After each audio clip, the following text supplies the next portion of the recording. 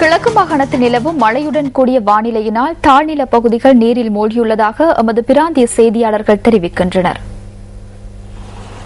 மட்டக்களப்பில் ஏற்பட்டுள்ள வெள்ளத்தினால் பல தாழ்நில பகுதிகள் நீரில் மூழ்கியுள்ளன.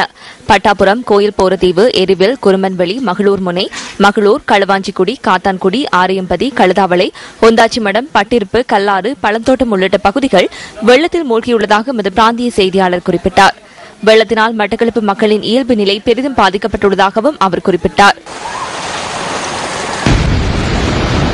ஏறாவூர் கடற்பகுதி இன்று இவ்வாறு காட்சியளித்தது.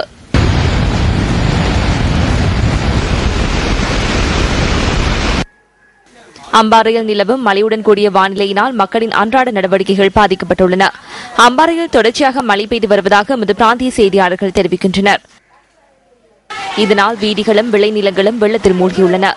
இதேவேளை அம்பாறையில் கடல் சற்று கொந்தளிப்பாக காணப்படுவதாக எமது செய்தியாளர்கள் கூறுகின்றனர். நிந்துவூர் அரசடி தோட்டத்திலும் 30க்கும் அதிகமான வீடுகள் வெள்ளத்தில் மூழ்கியுள்ளன.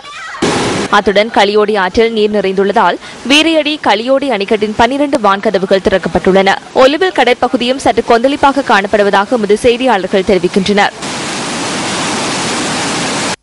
மலையகத்தின் பல பகுதிகளிலும் குளிருடனான வானிலை நிலவுவதாக எமது செய்தியாளர்கள் குறிப்பிடுகின்றனர். இதேவேளை மலையகத்தின் வானிலை மப்பும் மந்தாரமாக காணப்படுவதுடன் அங்கு பனிமூட்டம் நிலவுகின்றது.